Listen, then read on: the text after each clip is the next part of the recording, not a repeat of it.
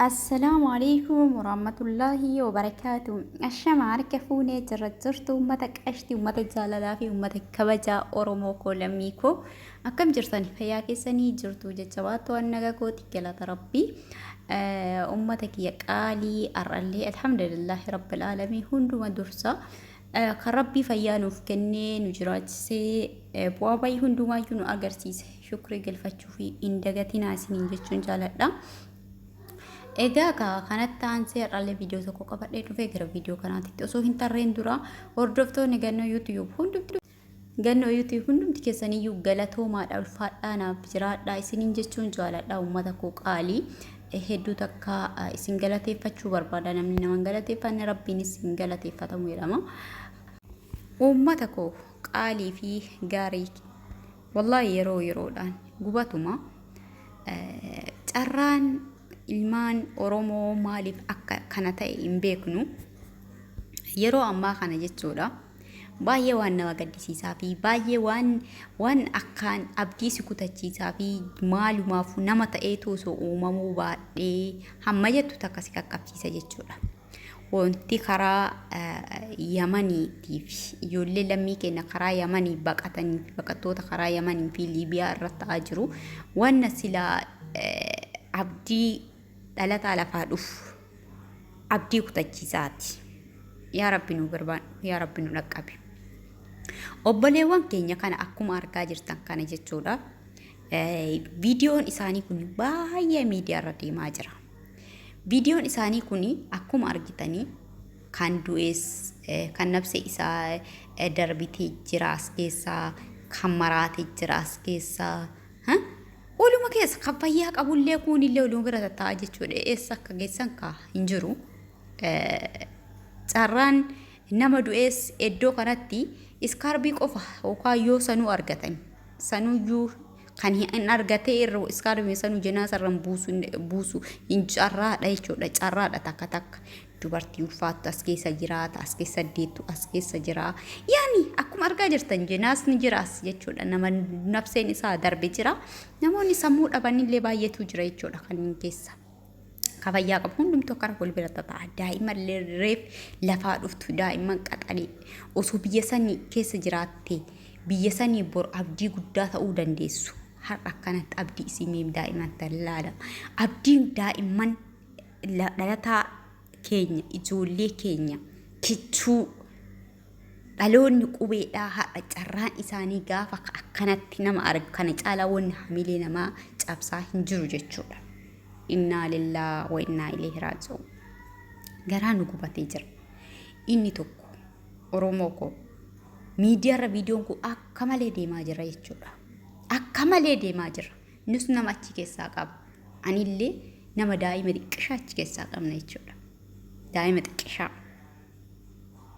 Maatii jalaa fuudhanii sobanii mana barumsaatti fuudhanii dabarsanii daa'ima xiqqishaa nyaatee garaan quumta guyyaa tokkoof haadha biraa gadi bahee hin beekne takkatti maan bararsanii dallaalli jala galtee birrii maatii jalaa fuusisanii biyyaa baasan jechuudha. Namas keessaa qabna nullee. Anis namas keessaa qaba. Baay'ee garaan nama gubata. Waan dubbachuuf illee nama dhufu. Waan ilaaluuf illee si gaddisiisu dhufu. Garuu maal goona kaan ilaaluu baannee maal goona. Kanaaf Oromoo koo lammii koo wanti har'a anis akka wallaalummaa kiyyaatitti isiniif dhaamuudhaaf dhufe. Nasihaa isinirra beekee osoo hin taane hammuma beekusan isiniidhaaf dhaamuuf dhufe asirratti. Ijoolleen warroonni biyya alaa jirtan biyyoota garaagaraa keessa jirtan warroota obboleewwan gurri kennas nu dhagaa waa hedduu namoonni beennullee jira. Karaa kanaan birrii itti erguudhaan kootu yoo as baate sirraa buusa niin dalagatta niin kafaltaa ji'oota muraasa keessa kafaltaa jechuudhaan obboleewwan keessan kan dubaraas kan dhiiraas warroota karaa kanaan harkistan warroota karaa kanaan akka isaan karaa kanaan irratti bahaniif hamilee taataniif Piliis nafsee isaaniitti hin taphatina. Walitti hin taphatina.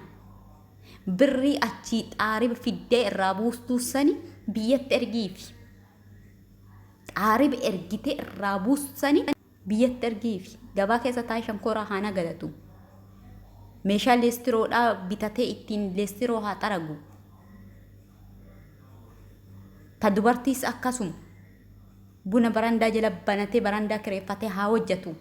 Buddeen tolchitee akkasii hojjetu meeshaa guutiif ulaagaa meeshaan sanii guutiif eelee bitiif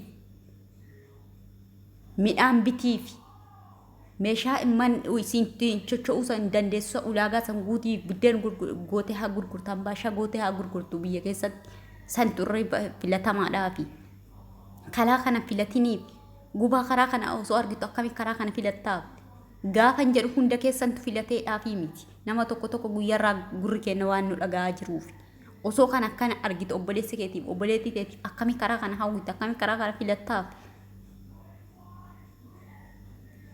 kuni lammii keeti si dhukkubsu hin argitu moo hin argu jechuuf miidiyaarra oolta akkamitti karaa kana filatteef maal argitee maaltu asirraa si tolee maaltu asirraa si hawwatee obboleettii tiyya obboleessa kiyya hunda keettu karaa kana filataa osoo hin taane tan filattu hedduu waa gurri nu dhagaa jira sanirraa hin dubbachuudhaaf filiis obboleettii tiyya obboleessa kiyya karaa kanarraa yoo dandeessan isaanuu sarmanii isaanuu ajiyoo bahanii jedhan deebii ajaja siif fudhatanii yoo dandeesse biyya keessatti hojii didiqqoodha wanti kufaatii kanaaf nu saaxilee garbummatti aansee wanti kanaaf nu saaxilee hojii tuffanna leestiroo xaragaa leestiroo gaxxeessee xaraguu miti kan xaraguttuun kolfanamni kenna laa kun diqqeenya ta'uu hin qabu hojiin tuffatamuu hin qabu biyya namaa keessatti obboleettii tiyya maal hojjetaa irraa naafati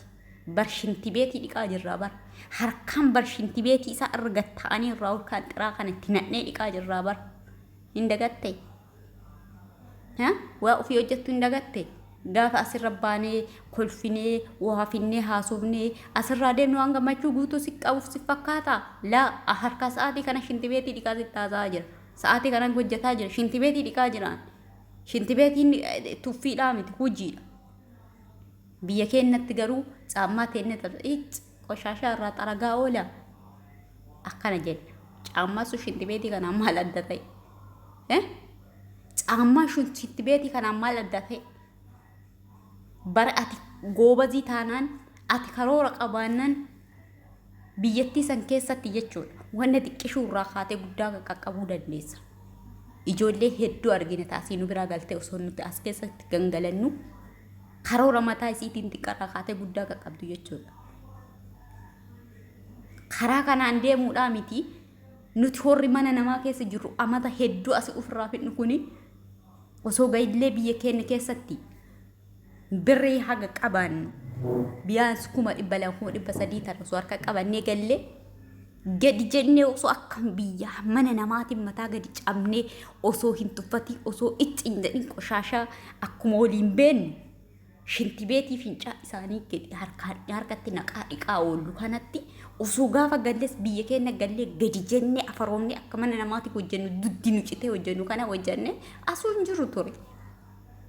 Biyya mana namaa keessatti arrafamu ture hin ceeramu ture hanqina gurguddaa qabna mataa kiyyarraa dabalatee obboleessa kiyya obboleettii hanqina gurguddaa qabna ilaalchi diqqeessinee of jala laalla achi ofirraa fageessinee hin laallu akka waa yoo mana namaa keessaa baanee galli jiraachuu hin dandeenyetti of ilaalla laa kun hanqina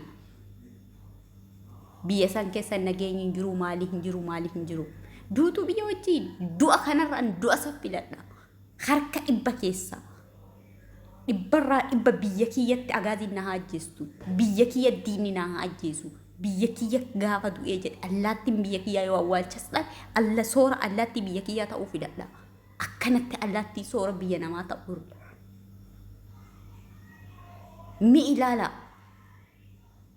mi ilaala billaa aleekum garaan nu gubate anoo bicha moo garuu isiin gubataa laata lammi fiiga oromoo ko wallahi hedduun gubadhaan hedduu takkanatti dhagaama hedduu takkan gaafan daa'imman ijoollee as keessa jiru ijoollee xixiqqishuu osoo barattee biyya san bor hoogganuu dandeessu osoo barattee garbummaa biyya sanii cabsuu dandeessu abdii biyya sanii ta'uu dandeessu tuyyuu har'a carraan isii carraa kana ta'e carraa hirribni isii dhagaarraa ta'e janaasni isii akkanatti raasatti awwaalcha dhabee hafe yaa obboleessa kiyya yaa obboleettii tiyya garbummaan tokko maalidha? Garbummaa caale maalidha? Sammuu keenya fageessinee yaaduu dhabu, uf jalatti laaluu, biyya namaa keessaa yoo waan akka waan jiraachuu hin dandeenyetti abdii uf kutachiisu kun garbummaa caaleedha. Garba taanee jiraataa jirraa barhan. Keessattuu nuti dubartoonni umrii bareedduu silaa mataa kiyyarraa jalqabe umrii bareedduu silaa ilmoo ittiin godhanne ilmoo teen itti umrii bareedduu silaa ilmoo teennaaf laachuu qabnutu shintibeetii madaamiitiif laataa jirra jechuudha. Humna noormaali shintibeetii madaamiitiif laanne jechuudha nuti dubartoonni. Rabbi nuuf haa ba'u. Wallahi rabbiin ga'ee nu naa jedhu. Wanti keenya yoo dubbannu nama guba. Wanti keenya dubbatamee hin dhumu. Yaa obboleessa kiyya, yaa obboleettii kiyya. Duuti biyya wajjiinii hirribaa jetti Oromoo yeroo mammaattu. Piliis bineensaa of hin laatinaa. Piliis mee xiqqoo dhaabbadhaa of ilaalaa. Piliis hadhumti duuti isinii duumaa yoo waan goota dhabdanillee allaattiin biyya keessanii isinaa nyaattu gachiisaa du'a. Diinaanis du'a, beelaanis du'a, biyya keessan keessa du'a. Du'a kanarra du'a biyya keessaa san irra wayyaadha. Irra wayyaadha. Duuti biyya keessaa homaa miti. Duuti biyya wajjin hirriba jetti Oromoon. Mee daa'ima xiqqishuu tana ilaalaa billaa aleeku. Tu osoo har'a biyya keessa teettee barattee bor abdii biyyaa ta'uu dandeessi. Bor gaachana biyyaa ta'uu dandeessi. Wallahi musiibaan nu bu'aa jira. Wallahi Oromoo musiibaan nu bu'aa jira. Dubartoonni ilma dhiiraa wajjin akkanatti deemtu akkuma argaa jirru. As keessatti ilma dhiiraatirraa isaa osoo deemtu walitti dabalamtee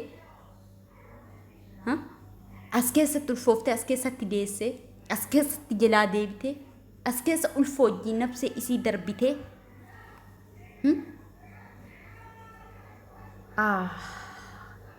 gubaan keenya dubbatamee dhumu. Wallahi dubbatamee dhumu. Baay'ee nama guba. Baay'ee nama dhukkubsa. Yaa Rabbi gahe nuun jedhi du'aa isooliif kadhadha. Yaa Oromoo nuti gandara darbinee kutaarra darbinee ganda gosa keessa deemnee ol foqaa jirra jechuudha. Garbummaan guddaan kana caalee hin jiru garuu. Isinii ganda kutaalee irra gadi buutanii gosa balbalaa ol foqaa jirtan jechuudha. Isin hin baasu kun Oromoo. Kun abadan isin baasu kufaatii teessan ta'a malee bu'aa takka isiniif qabu keessaa ba'a. Cufa lammii keessanii iyya lammii keessaniif sagalee ta'a. Addunyaan hamma tokko dhageessee jirti. Mootummaa Suudi Arabiyaadhaa uummata akkana laafee jiru meeshaa itti gadhiisuudhaan rukutaa jira. Fixaa jira lubbuu hedduu akka darbe addunyaa irraa dubbattee jirti. Mootummaa Suudii fixee ka'ee deebi'ee waa akka ta'e afoon yaanii addunyaan gaafii dhiyeessitee fi jennaan kufaatii taasise. Mootummaa Suudi Arabiyaa akkuma dhageessa argaa jirtan jechuudha uummata fixee. Ergasii booda chochocho'aa jira xiqqoo waan akka waan gurrooyii dhagaamaa jiruuti. Wanti walii dhaabnus yoo jiraate waan biraa walii gochuu hin dandeenyu. Miidiyaa hundi keessanii FB qabdanii FB qabdan tokkokkii qabdan yoo chaanal qabaatan chaanala keessan irratti sagalee ta'a sheer godha. Afaan dandeessanii irra barreessa. Arabiffaan dandeessa irra barreessi gadhiisi. Rakkoo kana ibsi afaan dandeessuun viidiyoo kanarratti. Ingiliffaa dandeessa Ingiliffaan. Amaariffaa Oromiffaa afaan dandeessuun afaan addunyaadhaa kan dandeessuun irra barreessi. Sheer godha dhiibbaa fida. Dhiibbaa akka fidudda tana dur arginee jirra. Hin yaadatan bar dur waggaa tokko achitti jechuudha.